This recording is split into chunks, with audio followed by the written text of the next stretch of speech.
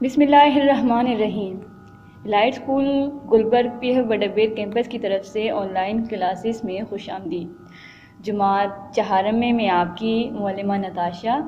آج جماعت چہارم میں 5واں ہفتہ اور آج کا ہمارا عنوان ہے رحمت للعالمین۔ ٹھیک ہے، رحمت للعالمین کا کیا مطلب ہے؟ رحمت للعالمین کا مطلب ہے تمام جہانوں کے لیے رحمت۔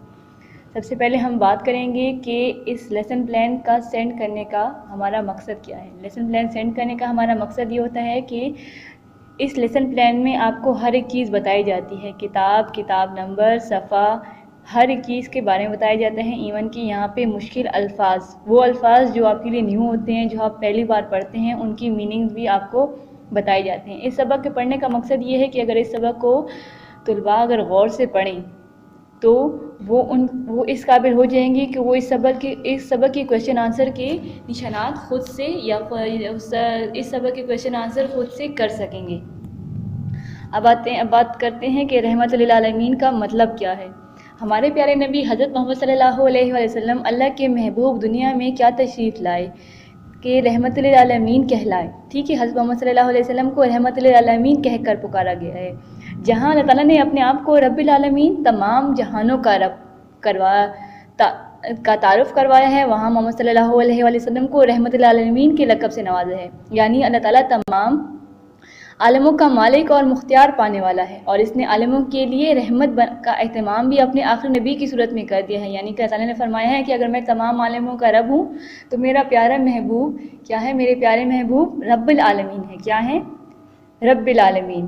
نبوت کا جو سلسلہ حضرت آدم علیہ السلام سے شروع ہوا ہے وہ حضرت محمد صلی اللہ علیہ وسلم پر آ کے ختم پذیر ہوا ہے۔ حضرت آدم علیہ السلام کون تھے؟ حضرت آدم علیہ السلام ہمارے کیا تھے؟ پہلے نبی ہیں اور دنیا میں آنے والے پہلے انسان ہیں۔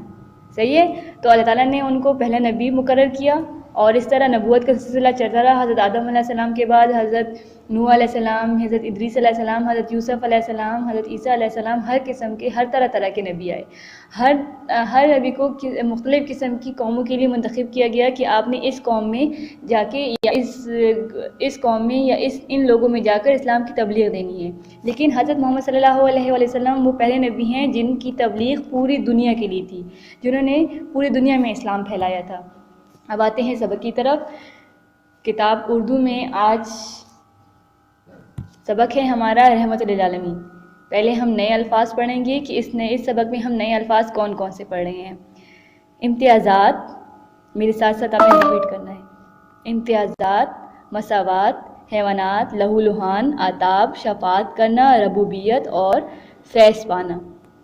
مشکل الفاظ: امتیازات، امتیاز کی جمع، آداب، غضب، مساوات، برابری، شفاعت، سفارش کرنا، حیوانات اور نباتات، جانور اور پودے، ربوبیت، رب کے اوصاف، لہو لہان، خون آلودہ ہونا، فیض، فائدہ۔ سبق کی طرف آتے ہیں۔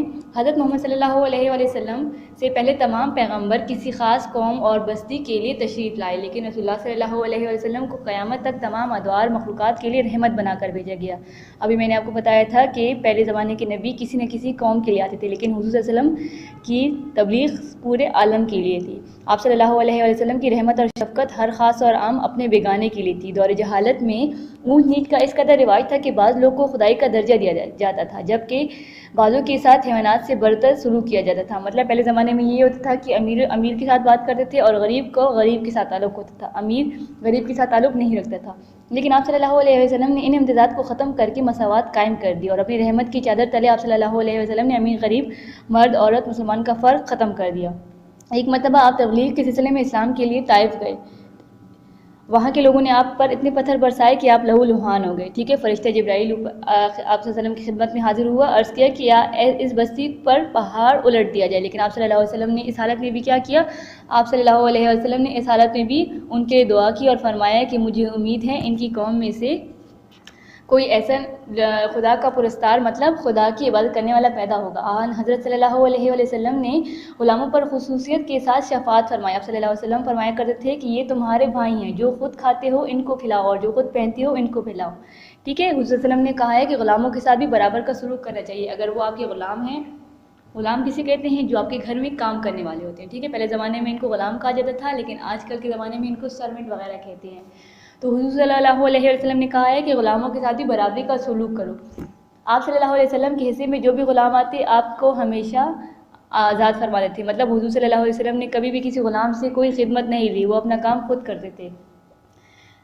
فتح خیبر کے موقع پر ایک یہودی عورت آپ صلی اللہ علیہ وسلم کو زہر ملا گوشت پیش کرتی، آپ صلی اللہ علیہ وسلم کو وحی کے ذریعے اسلام ملی کہ تو یہودیہ نے اپنی جرم کا اعتراف کرتی ہے، اس کے باوجود رحمت للعالمین نے اسے معاف کر دی جس پر وہ مسلمان ہو گئی، ٹھیک ہے۔ ایک عورت تھی، اس نے حضور صلی اللہ علیہ وسلم کو ختم کرنے کے لیے نعوذ باللہ زہر ملا گوشت پیش کر دیا، حضور صلی اللہ علیہ وسلم کو اللہ تعالیٰ کے ذریعے اس بات کا علم ہوا، تو اس کے باوجود بھی حضور صلی اللہ علیہ وسلم نے اس کو کیا کر دیا، اس کو معاف کر دیا، بدلہ نہیں لیا۔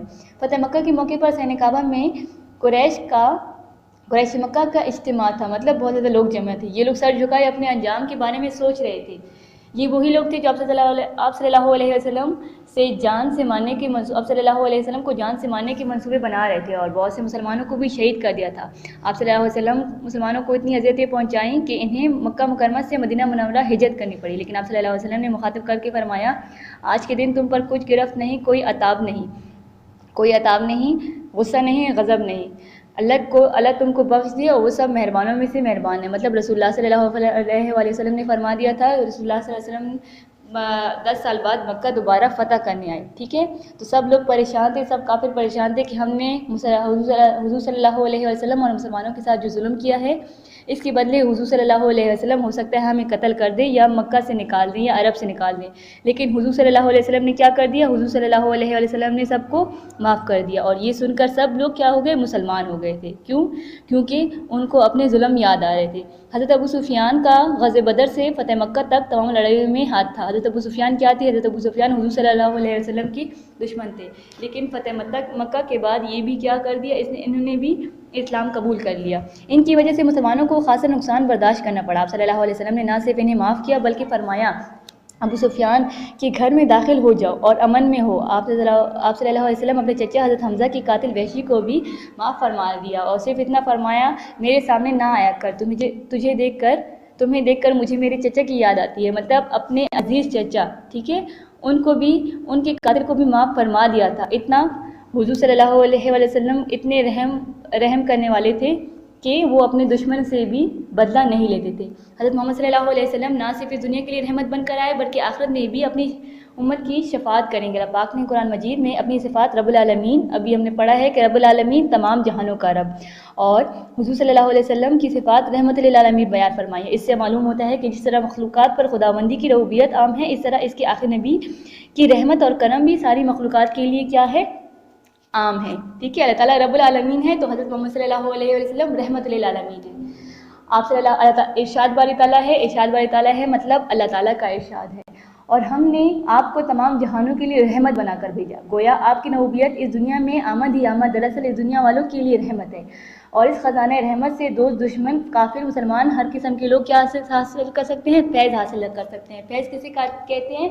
فائدہ حاصل کر سکتے ہیں۔ ارشاد باری تعالیٰ ہے، رسول اللہ صلی اللہ علیہ وسلم کی ذات پاک ہی تمہارے لیے بہترین نمونہ ہے۔ فتح مکہ وہ فتح تھا کہ جب رسول اللہ صلی اللہ علیہ وسلم 10 سال پہلے کیا تھے، مدینہ سے مکہ ہجرت کر کے آئے تھے۔ کیونکہ مکہ والے حضور صلی اللہ علیہ وسلم کو مدینہ میں اسلام کی تبلیغ کرنے کے لیے نہیں چھوڑ رہے تھے، لیکن اللہ تعالیٰ نے اپنا وعدہ سچ کر کے دکھایا، اور 10 سال بعد اس مکہ کو فتح کر کے دکھا دیا۔ لیکن اس فتح مکہ میں کیا ہوا؟ اس فتح مکہ میں حضور صلی اللہ علیہ وسلم نے سب کو معاف کر دیا، جس کی وجہ سے پورا عرب حضور صلی اللہ علیہ وسلم سے خوش ہوا، حضور صلی اللہ علیہ وسلم کے اخلاق سے متاثر ہوا، اور سارے عرب نے اسلام قبول کر لیا۔